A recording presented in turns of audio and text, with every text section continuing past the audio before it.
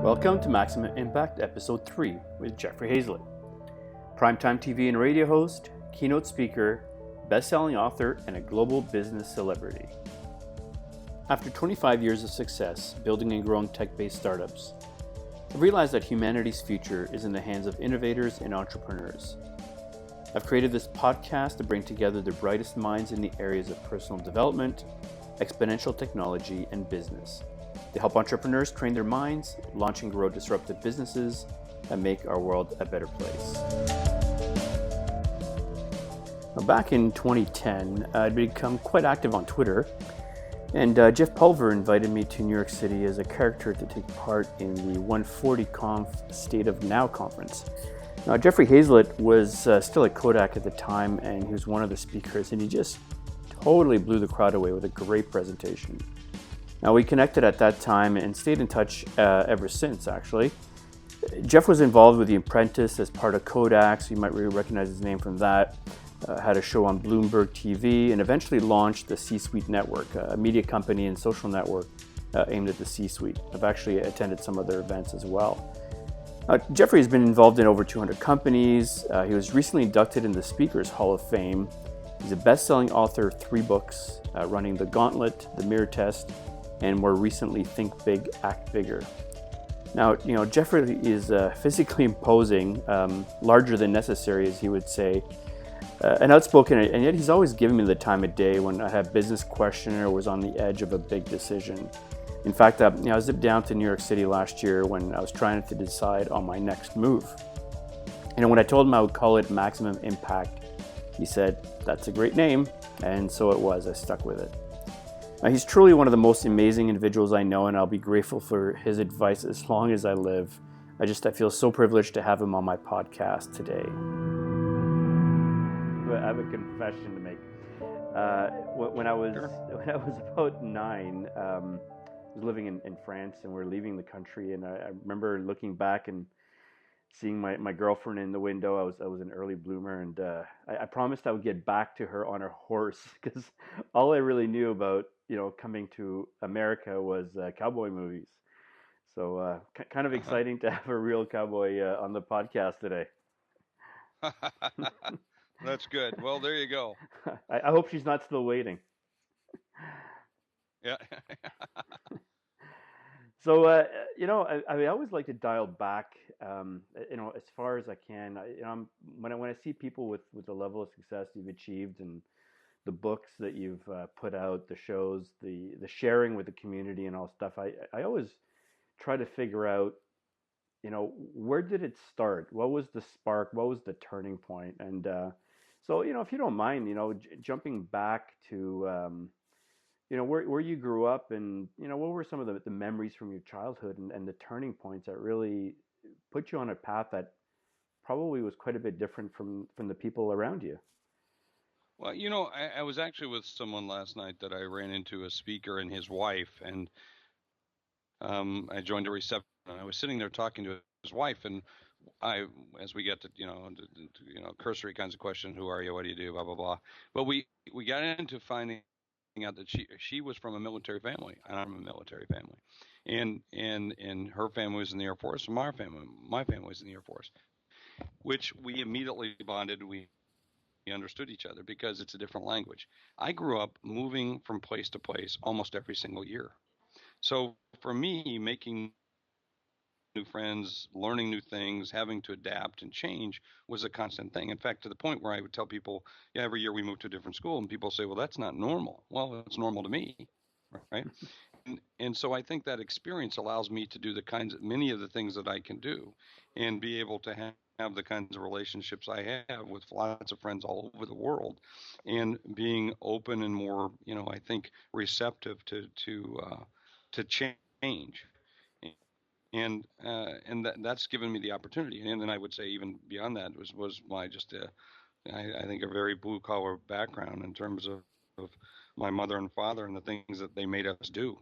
I think has shaped my life a great deal. I see in myself my father. I see in myself my mother a great deal in terms of their values that they instilled in me. And I think, that just, respect for others, treating other people, being polite. The things that a lot of people I think don't do like they used to do. I still do, and call me a little old-fashioned or whatever.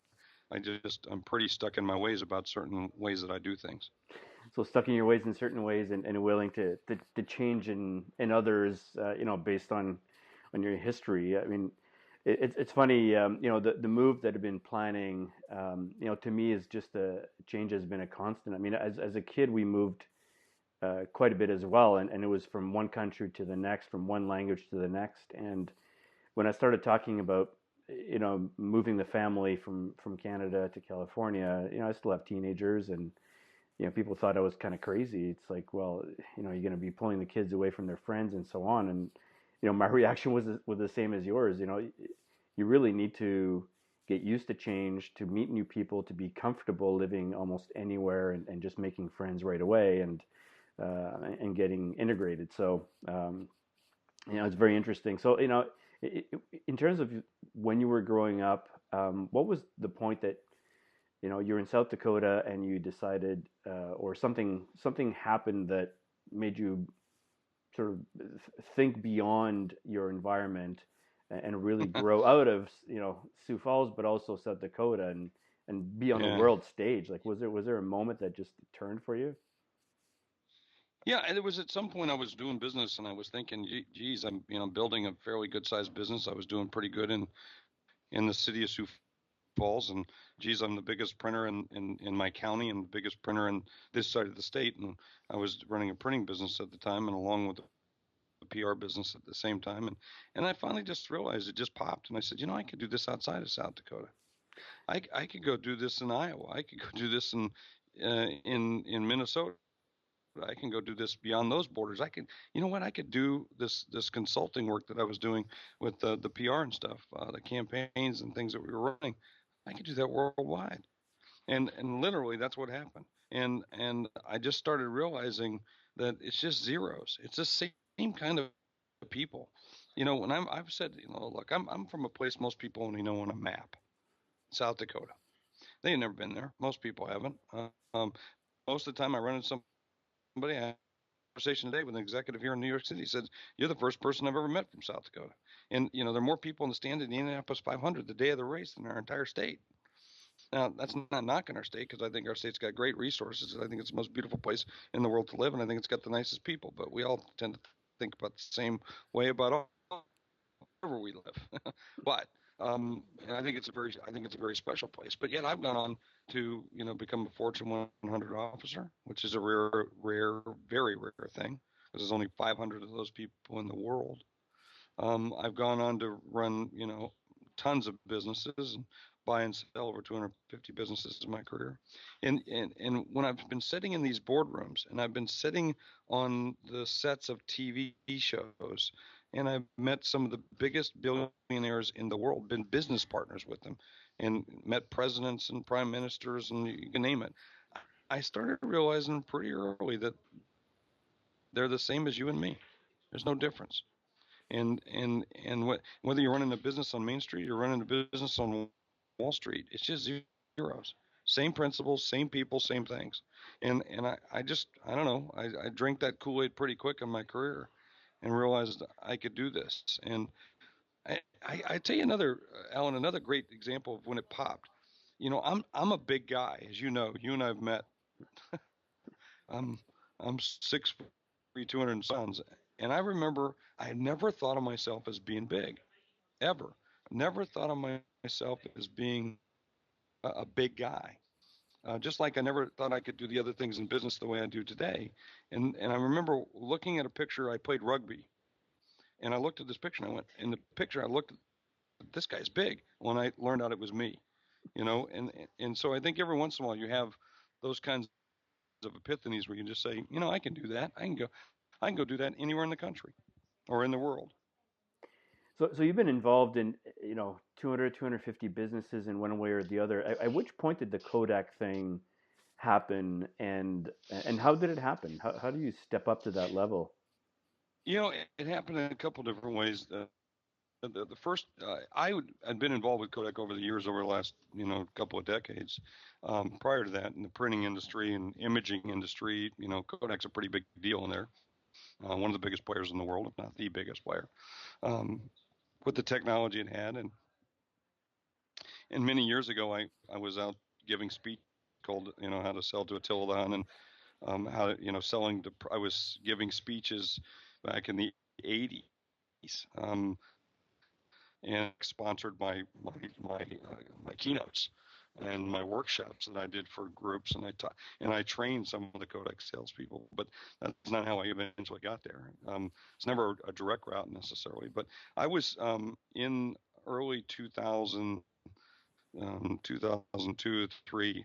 I was helping companies make transitions, and I'd been buying and selling companies, and was working with a big, large commercial printing company in Vail. It was a $2 billion company that we'd done roll-ups, bought about 150 companies, took it. It was public through one of the acquisitions that we made, and then we rolled that company up, and we were a customer of Kodak's.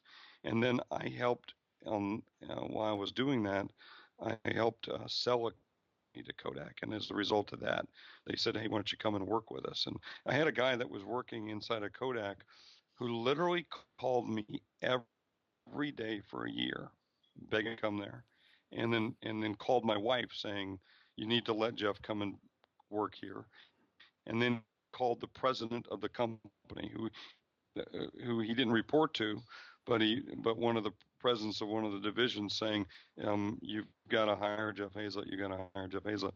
And as a result, we had a phone call, and then from that phone call, and from me selling them, helping to sell them a business, I came in and started running some things. That's how it came about. The last thing in my mind was to go work for Kodak at the time. I was having a lot of fun doing what I was doing. Well, was that at the time frame where the writing was on the wall to some degree in terms of things moving to digital and that sort of thing, or was that before that? No, it was there. I think that writing was on the wall in the 70s, but Yeah. I think the hubris of their success kind of kept them from doing it. They always felt they were a film company, and they were never a film company. They had the only product that people would actually run back into a burning building to save. But yet, they were a motional technology company. And whether they would make, manage, and move images and information, or whether as a photography, or whether it been commercial printing, they were always at the crux of the image of science, and the material science. They were always at that crux, and so that was their sweet spot. And yet they didn't realize that that was all around emotional technology, and so they protected the film for a long, long time. Yeah, so that was part of it. And you could see it. So it was fun for me to be able to step in and say, "Hey, let's go see if we can change it. Is there enough runway for us to do it?" So at that time, those executives that were in the company, we believed there was, but it was clear after you got in there wasn't, because when you're outside the business looking in, whether you're buying it or you're going to go work inside of it, you see all the nice stuff, you see some of the bad stuff, but you don't see it all.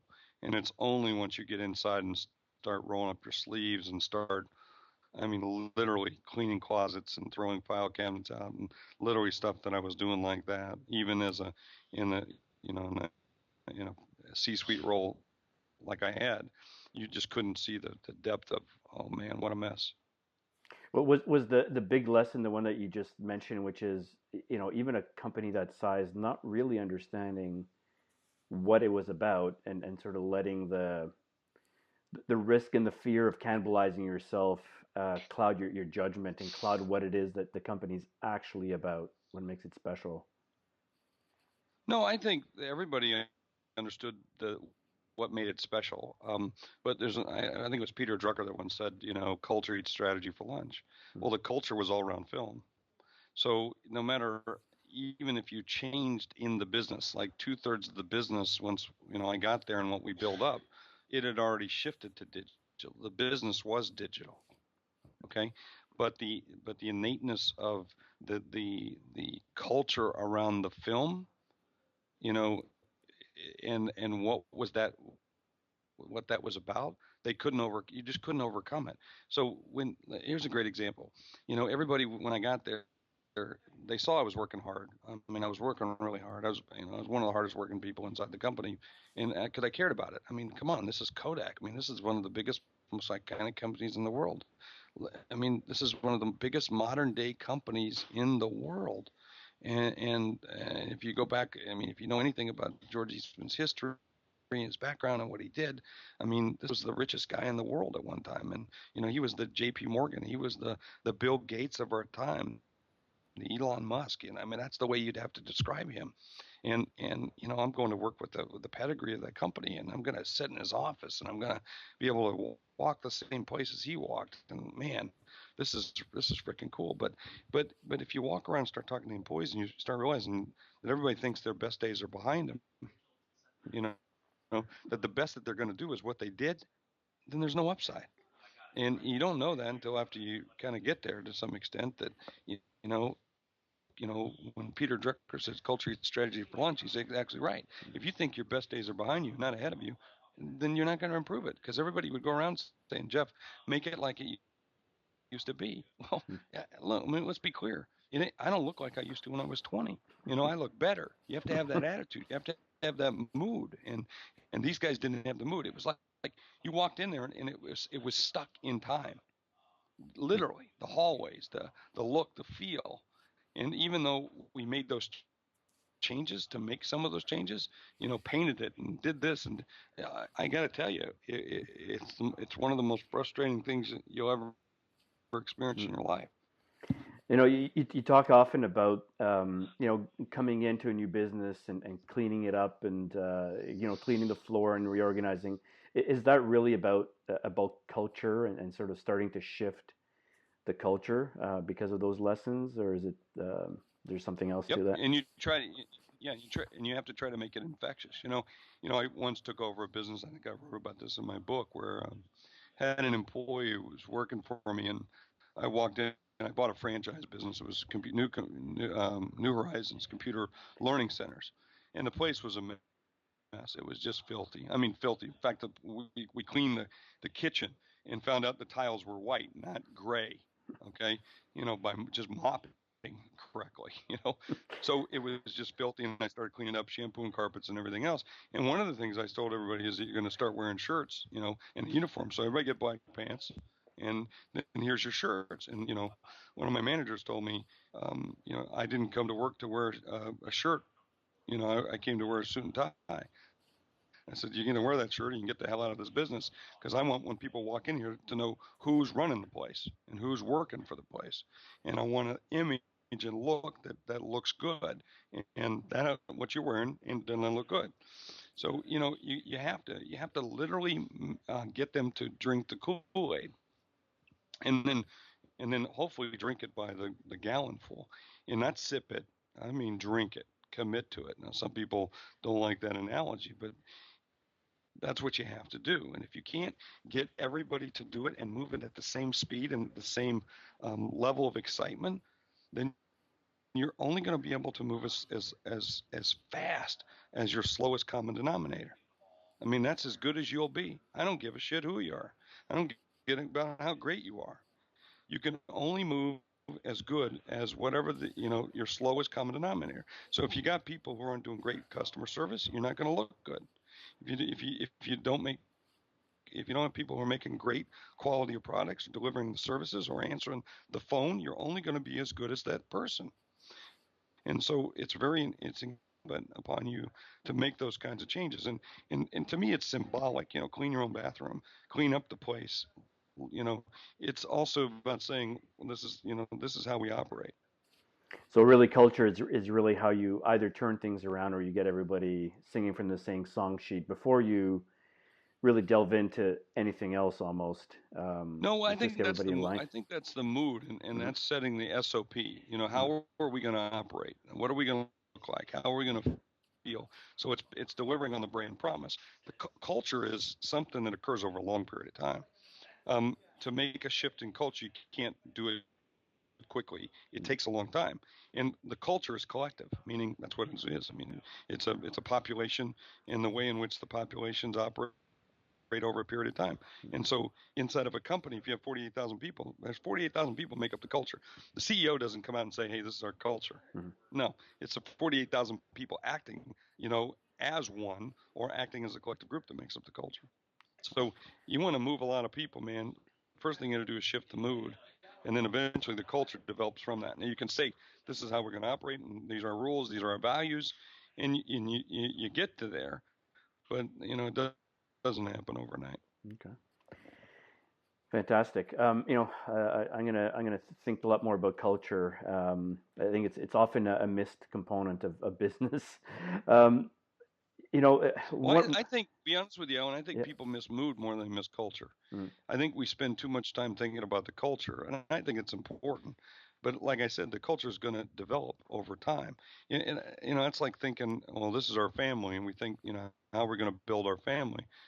When it doesn't happen, you build your family by, meeting new people and bringing new people in, and having new babies, and over time that culture then develops inside that community, the family, and so forth and so on. It gets bigger and bigger and bigger. So it just takes to me, it takes a long time. All right. But you can't say, hey, this is going to be the mood of our company. I've watched companies after company, they die because of poor moods. I see that in the airline industry right now. Great. I think they're still great companies, but because their mood is bad, they deliver poor service. You sit in the plane, and let's use a restaurant as a great example. How many times have we been to a great restaurant? I mean, it's a 5-star restaurant, beautiful restaurant, unbelievable food, but you go and it's poor service. It's people have bad attitudes. They're nasty, and you don't want to go back. But how many times you've been to a kind of a not so good restaurant?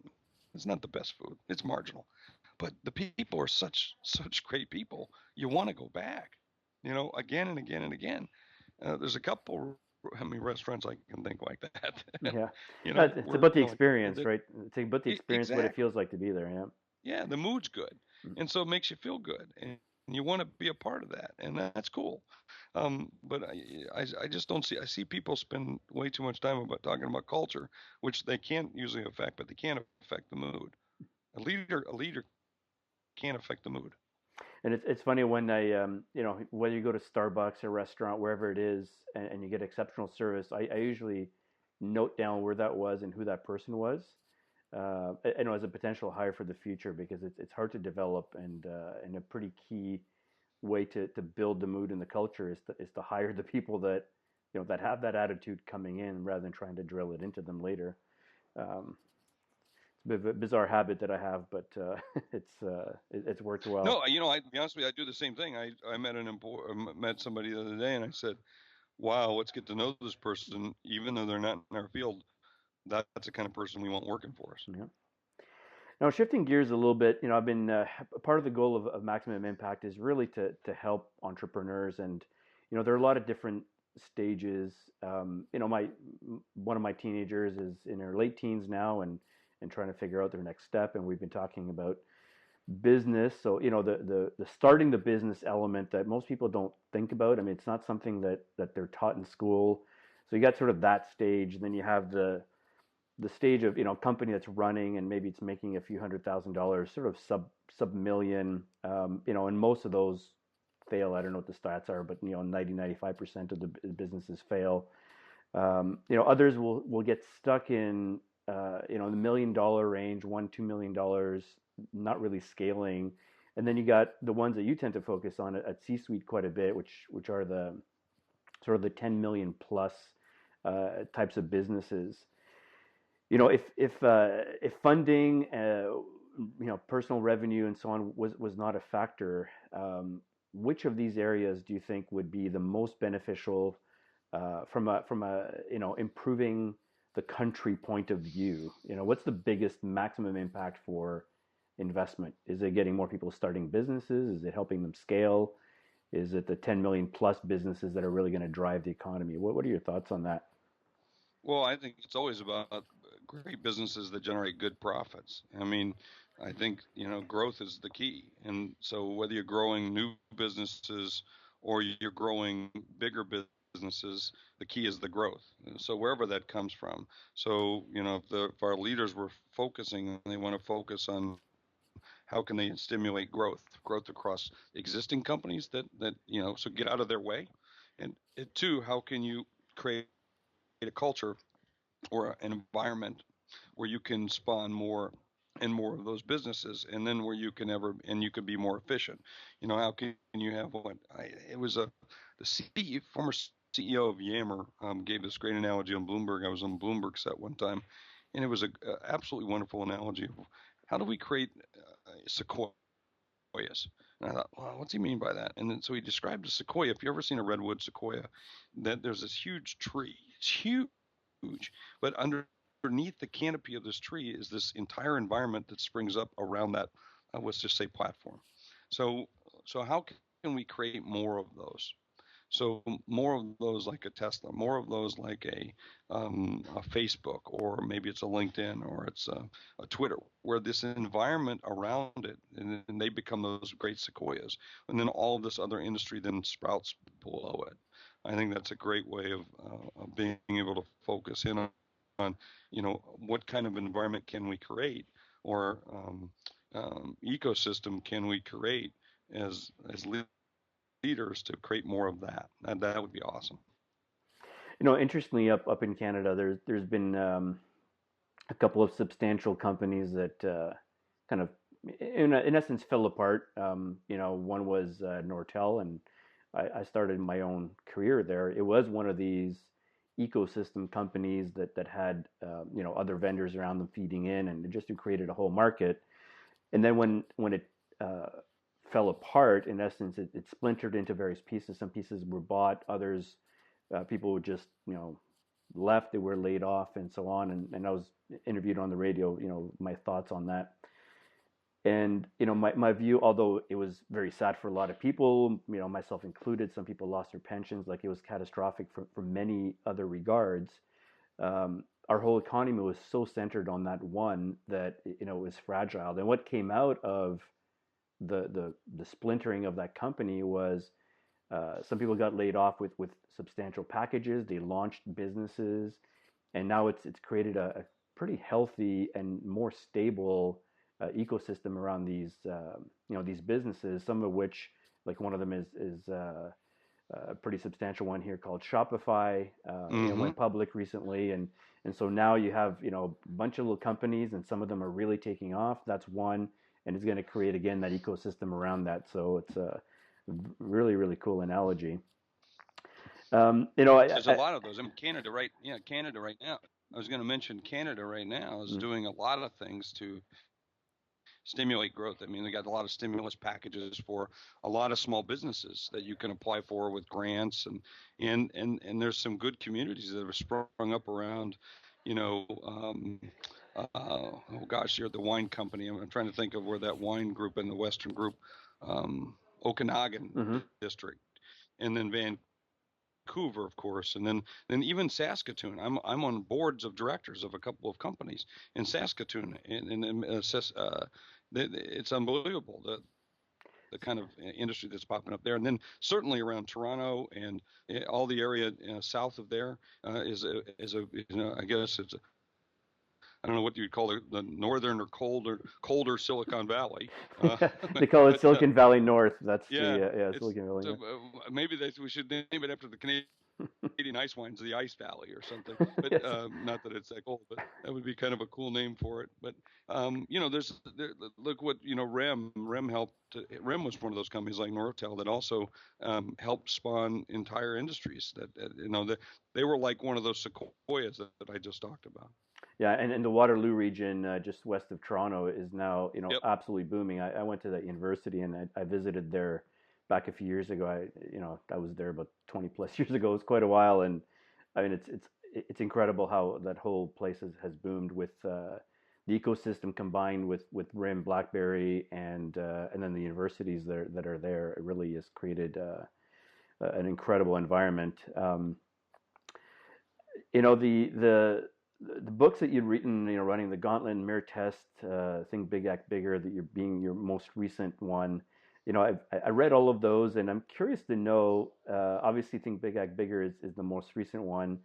If you dial back to some of your earlier books, are there any elements that you would change or theories that, you know, not that we're wrong at the time, but that the things have changed, or is all of that stuff pretty intact?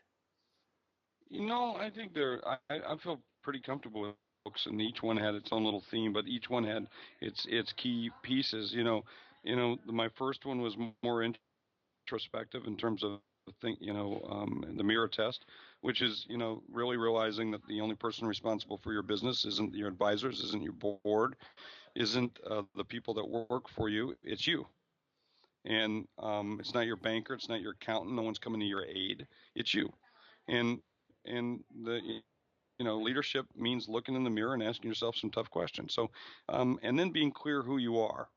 And that's what the whole mirror test was mostly about, was really taking a look at introspectively at yourself and asking yourself some very, I consider, tough questions. And then from those tough questions, then being to develop your sense of who you are, what's your 118, the way in which you describe yourself. And running the Gauntlet was really a book about all the people that are going to try to kill everything you try to do, and what you need to do in order to overcome that, and why they put the obstacles in your way, and then the ways that which you've got to truly run the gauntlet.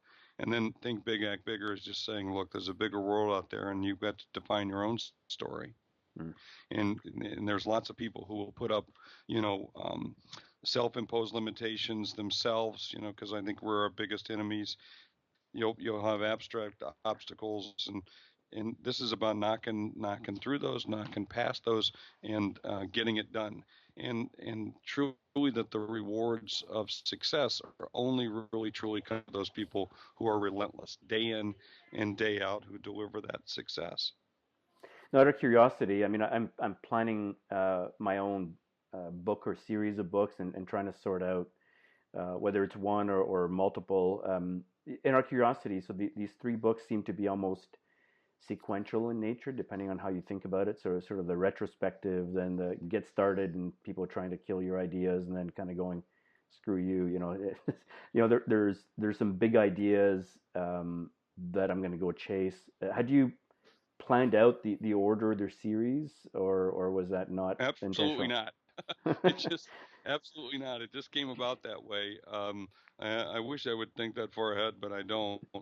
I mean, I do have some ideas for future books about the way in which we want to go about it, but more around the C-suite itself, and leadership and other people. But no, in this particular case, I wanted to tell a story. And the third book, I wish I would have done first, but I didn't have the platform for it. When you look at that book, and because it's a little bit more of me being me, and which my agent wanted me to do right off the bat, some 6 years ago, when I first came out with the first book. I don't think I could have pulled it off as well as we did today. Today, this book is right. I like it. It's me. It speaks to me. It speaks to everybody. When you read my books, I think Alan, you hear my voice. I mean, it's like you can hear me reading the words to you. I think that and that's what I try to do. Yeah, I think it feels like the timing for that one right now, in terms of people's moods around transparency and all of those kinds of things. I mean, it's not that the advice is the same, but this is an echo that I keep hearing, is just be yourself. It's the only way. It's the only way to be, not just to be happy, but to be truly successful. And being authentic. Someone said, "How do you be authentic?" I was reading in a forum the other day, how to be authentic. I thought, what the hell kind of question is that? I mean, it's tough enough being yourself. How do you not be yourself? Yeah. But I don't want to be anybody else. It's tough enough being me. Because we're human. We all have those insecurities and things that we do. It's been interesting to find that this book, Think Big, Act Bigger: The Rewards of Being Relentless, which we have out now, is being received as much as a self-help book as it is a business book. And I watch and track on Amazon. I'm tracking outside of business in the self-help, and so typically it's fun to see when they bought this book, they also bought this, and I'm always seeing them paired up with a lot of motivational or self-help books. That's really really fascinating, actually. Now that you bring those two things together, because I don't know if it's a change in people's realization or mood or what it is, but certainly, about a year ago, I started, really transforming myself and putting some discipline around daily habits and things like that I want to talk about as well. But realizing that, business and self-help, self-transformation, disrupting yourself, however you want to call it, is part of that business. Like you really need to figure out who the hell you are, what your gift is, what are the things that you care about to really launch a business properly, which is probably why people are connecting those two worlds now, the self-help and the business. You can't just dive head first in the same way that an Olympian can't just decide next week, they're going to go compete in the Olympics. Like you have to get yourself ready and Yeah. Otherwise, you're going to hurt yourself. And there's a lot of case to that. I mean, the conditions of satisfaction. Then I tell a lot of entrepreneurs, a lot of people starting a business, well, why are you doing what you're doing? What is it? What do you want to get out of it? Do you, have you thought through what happens? You're going to have to go months without getting paid. How long can you do that? So what's your condition of satisfaction? How long are you willing to go before you might pull the plug or you have to shift? And to have some realistic conversations around those kinds of things. So I think conditions of satisfaction, even with your family, is critical. So let's take it back and go way back, 20, 30 years ago, to Stephen Covey, Seven Habits of Highly Successful People, one of the greatest books written today, along with, by the way, if you're not old school and reading Og Mandino, Norman Vincent Peale, Napoleon Hill, those kinds of books you should be, because and Dale Carnegie, How to Win Friends and Influence People, were just as relevant today as they were when they were written in 1910, 1930, 1940, 1950. But Stephen Covey wrote a book, Seven Habits of Highly Successful People, and in the book he said you had to balance with four things. One of those being your family, your spiritual side, and your business. And so when you talk about these self-help or motivational books or business books, and needing that balance, he talks about those four things. And I think I've always strived to keep those four things in balance. I'm always out of balance because I put more towards the work than I do anything, which is a problem for me personally. That's an introspective kind of statement, but and and to the point where other things suffer. So I'm finding myself getting body checked, to balance the other sides, and to constantly think about those, all four, legs of the stool rather than just one leg of the stool. And and I think that's important for a lot of people. What I found was that success, can be a little blinding, and you don't realize that. I certainly, I went through this process, about a year ago, and ultimately, as you know, I came and chatted with you a number of months ago about potentially leaving my business, and which I ultimately did, and left that in November. My business partner is now running the business, which is great. It didn't implode or collapse, which was certainly part of my fear. But you know, the conditions that you were talking about are the ones that I did not ask myself at the beginning. I had a runway of a few years. I'd never failed before. It was always a big step up with every move that I made, and never conceived that something would not work out as I had planned. And so I think success really was blinding when I took the biggest step, which was, quit a six-figure job and, launch my own business. That was the biggest, hardest step, and I did it blinded with lights. Lesson learned, absolutely, and that's, it's definitely one of the areas that, I want to focus on with these podcasts and books and so on, is to just get people to figure that stuff out first before they. Well, and you need to think through, especially entrepreneurs, you need to think through the worst case scenarios. And a lot of people don't do that. But so when I start a new business, or I'm buying a business, or I go partners with someone, I mean, like, look at my one of the main businesses I have. I sit down with my partner and I say, look, I like you. I own a majority of the business, and I consider you my brother. But I don't. If you die, I don't want your wife in the business. And if I die, I want to make sure that my wife gets a check and she didn't have to worry about anything. I want to make sure that she's taken care of like the queen, that I treat her every single day, and that she doesn't want to know about one iota on this side of the wall other than I've taken care of her, because that was my promise to her. So here's what we're going to do. So if I die, there's going to be a check immediately cut to her for the value of my shares in the business, and a chunk of check that goes to you to run the business while I'm gone, and it's now yours. And we're going to sit down, and if the same thing happens to you, I'm going to cover you for this insurance. This is what's going to happen, and we're going to make it clear that your wife's not involved. Got it? Then, okay, now here's what we're going to do. We're going to invite the wives to dinner, and we're going to tell them how much we love them, and we're going to explain this to them. And we're all going to, or we're not going to be partners.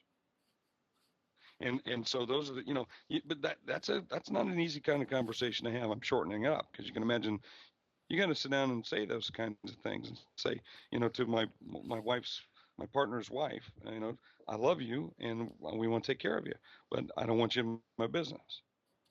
I want you to be clear. You're not suing me when it's over with. This is the formula that we figured out. This is the way we're going to do it. And we all got to agree or we can't go into this together. So, and then you got to revisit that, just, to update it as you go, because hopefully your business is growing. And if your business is growing, you got to take out more insurance. You got to set more money aside. You got to make sure everybody's comfortable and you keep educating them about it. So I'm assuming the discussion went well. It's going well. Yeah. They usually always go well because, I'm in the business because I like it. My partner's in the business and I like it. And if their spouses liked it, they'd be in the business too. But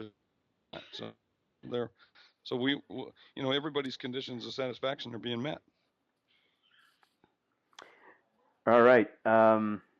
Yeah, we actually, as a business, about halfway through it, as things got serious, we got insurance for that, and not even realizing that there was, such a thing. So, for those out there listening, if you're in a partnership, make sure you get insurance for that, and have that discussion. I never really thought of having that discussion the way you explained it. So, another great lesson learned here. Thank you.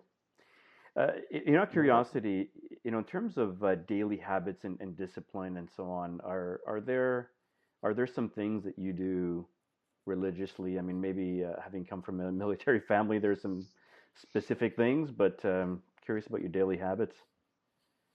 Yeah, I mean, I get up like most people, read email and do those kind of things. I try never have more than 10 emails in my inbox at any given time. And I have a good to-do list.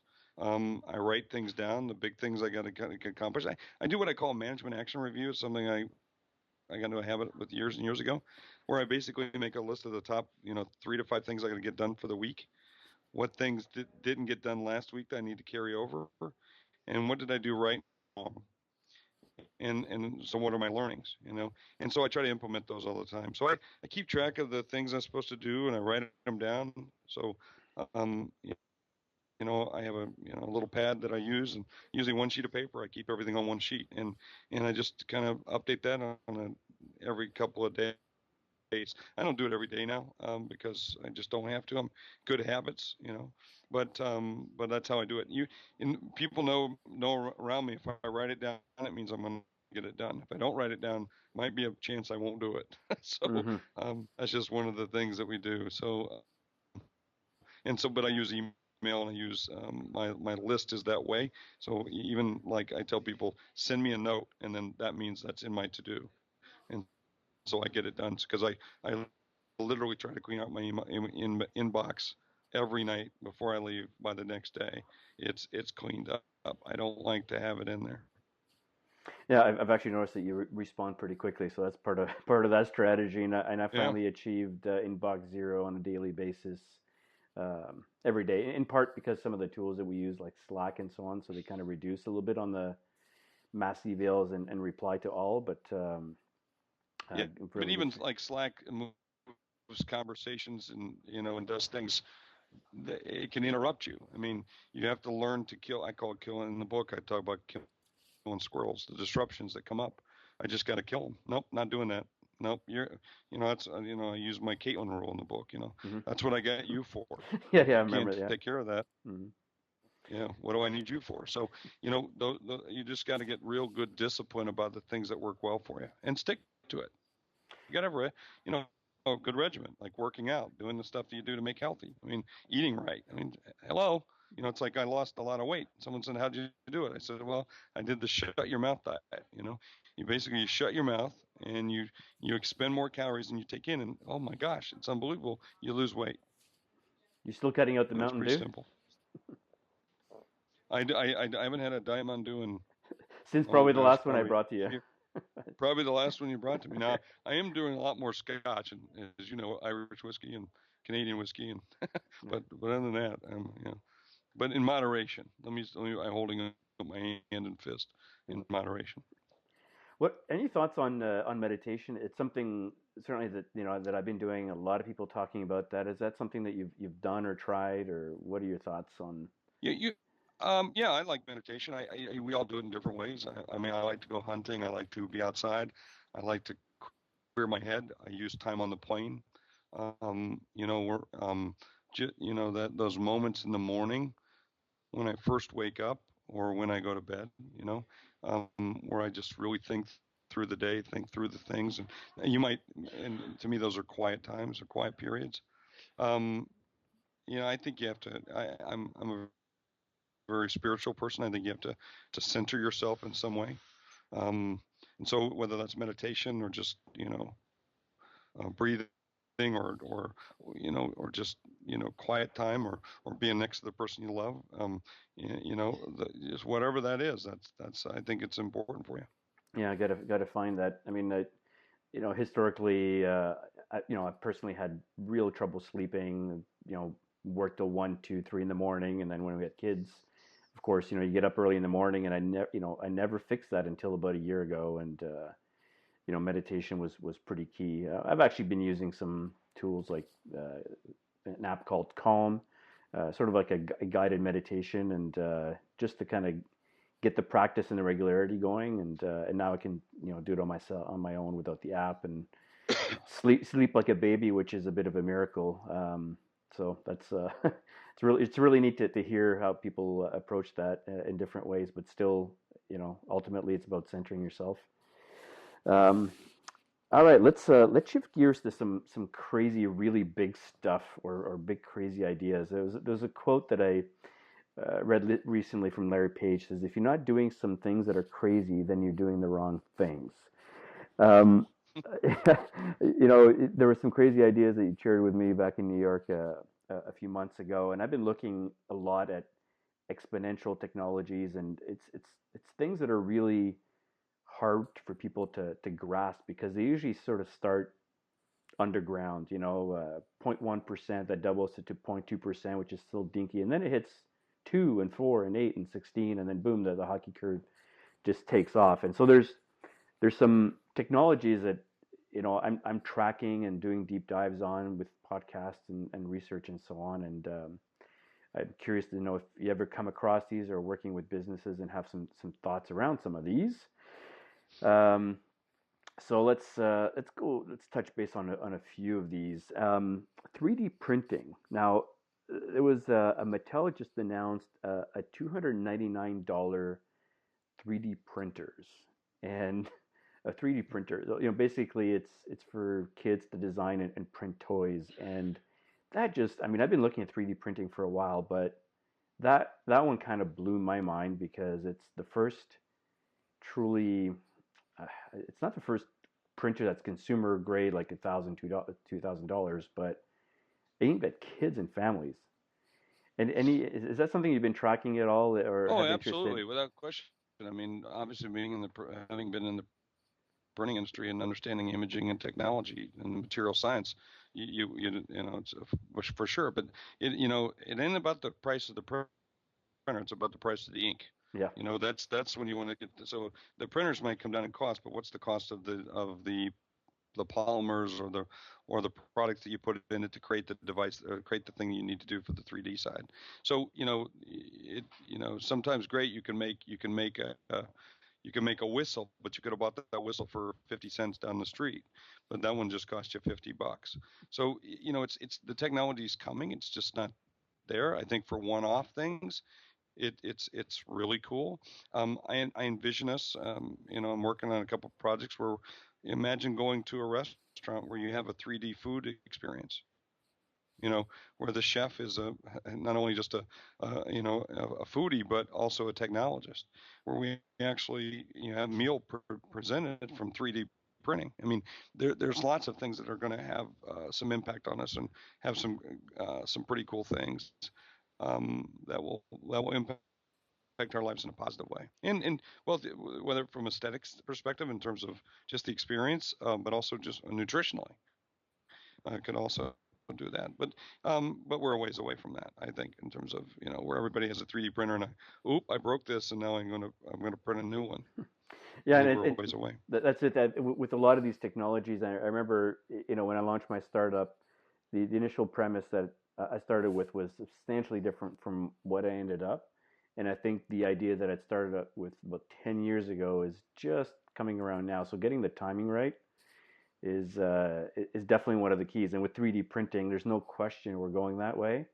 But what are the interim steps, and how long is it going to take before it's in your home? I mean, maybe there are scenarios in the middle somewhere where you go to Home Depot and they have the 3D printer there, and rather than have a bin of parts, you pre-order the part to be printed and you go pick it up, or something like that.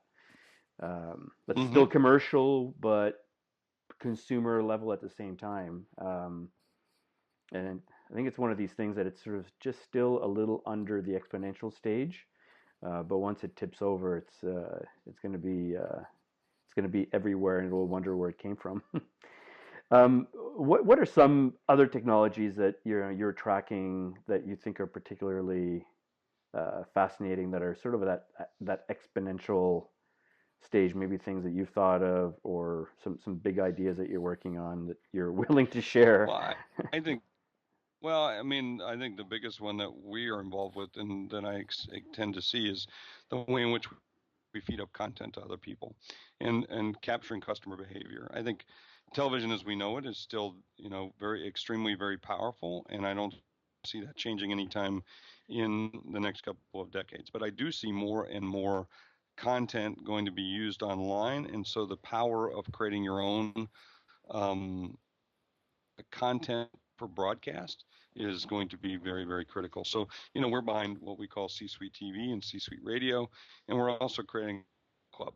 And around that is then developing the content and and curating content to be able to get out to the key audiences. And so we're spending a great deal of time doing that, because we believe we represent, the most trusted and most powerful network in the world of executives, called C-Suite Network.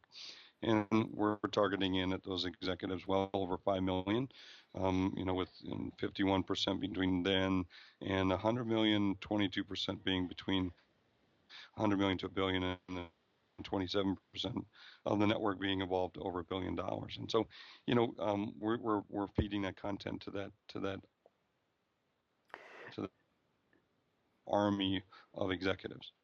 Well, and interestingly enough, the some of the moves that I've been seeing, now that I'm also in the TV business as director of business development at UI TV, we're sort of building some of the technology behind, taking, apps to 10-foot experiences, big screen TV, that kind of thing. Is corporations like you, like Marriott, for example, funding content, but not commercials. Like, we're not talking about advertising here. We're talking about more native, true content. I think one of theirs is a travel show filmed in a Marriott resort, but it's not a commercial. Are you seeing some of that kind of corporate content that you would never expect? No, it's going to be the future. But it has to be good content. It can't be a commercial. It can be the outcome can be a commercial, but the content's got to be good. It's just like people saying, "Oh, content people are going to watch is the third spot." You're ridiculous. Absolutely asinine. I don't know about you, but do you like House of Cards? Do you like I don't know the show 24? Do you like Downton Abbey? Have you Yep. ever watched those Mm-hmm. shows? Yep. Have you ever binged them? As little as possible. Okay, I'm definitely seeing that but around the family. I those are the first time I watched Downton Abbey. I binged it for 3 days, watching all three seasons. Okay, Yeah. and now there's a show that's an hour long. Now, I watched it entirely online. So don't tell me great content needs to be 3 minutes. It's got to just be great content. If it's great content, people will watch it. If it's great content, people will listen to it. And it doesn't have to be for shorter attention spans because people are people. Now, it's got to be short attention spans if it sucks, okay? And that I'll say as a written rule. But so just a matter of you got a great content. So will corporations be able to tell stories and educate people in a very educating way, in a very entertaining way, without question. So you've got to make great content. If you got great content, then it doesn't matter difference where it's coming from. Doesn't make a difference. Now, is that something that you get involved at the C-suite? Obviously, you create a lot of your own content, but is that part of the advisory and the Tallgrass PR side of things, or is that outside of that scope? But in our Tallgrass team does do a company we own, which is Tallgrass, which it stands for. If you want to own the big dogs, you need to learn to pee in the tall grass. And you know that company does do a lot of place content and a lot of creation of the content, but that's just one aspect. Doesn't have to be the only way we do it. The other aspects of it is, yeah, we'll sit down with them and what story do you need to tell and what content do you think is interesting, and then how do you package it to make it interesting. And we do work with some companies either creating shows that become television shows that we broadcast or that they use themselves. Well, it's an absolute fascinating future, and I'm anxious to see some of the ideas that come out of your new books. I'm intrigued, and I'm happy to hear that there's more coming. And I'm wondering, wrapping this up, you have so much great advice in those three books and your podcasts and all the content you put out there. What's the biggest piece of advice that you want to leave people, and in particularly, entrepreneurs that are at the early stages and really trying to figure out their next step so that they scale their small business or get started at the very least? So put a filter around the things you want to do, meaning what's your conditions of satisfaction? What are you doing, what you're doing, and what do you want to see as the outcome? Visualize it and truly understand it and be able to measure it. So, for me, my conditions of satisfaction a little bit more general because I've been able to build some of the things I've wanted to do and had the experiences, but I want to build wealth because most of the stuff I'd do for free because I like it. But, making money is how I keep score. So I want to build wealth for me and my family because I want them to live and I want to live in the manner in which I've come accustomed to. All right. So that's a big thing for me. And having a legacy for my future relatives to live off of and to expand upon. The second is I want to have fun. I want to do things that are really fun. And third, I want to learn from it. I want to have experiences that I get to expand my mind and say, wow, I didn't know what I didn't know. And I learned from it. And those are my three conditions of satisfaction. And I don't do anything that doesn't give me those three. I got to at least have two, which the most two important are as have fun and learn something and then make money from it. Because I can do without the making money for a while, but eventually it's got to come. Okay. Or I don't want to do it. Got it. Well, those are great pieces of advice, and I wish I had that piece of advice said to me 10 years ago. So I'm really glad you shared this with us and in this podcast. It's such an important message to get across, especially as people are getting started. All right, Jeffrey. Well, I really appreciate your time and all of the content you put out there. It's really helped me and helped a lot of people, and looking forward to more of the same. All right, my friend. Well, thank you. Thanks for having me on the show. My pleasure, and we'll see you again soon. All right, folks, there you go. I hope you enjoyed our chat. One of the really key points that Jeffrey made, especially at the end of the podcast, is really understanding your 3 conditions of satisfaction. You know, sometimes we'll jump into the business because we have an idea, we want to be an entrepreneur, and not necessarily think ahead in terms of what really is going to make us happy and what it is that we're really doing this for.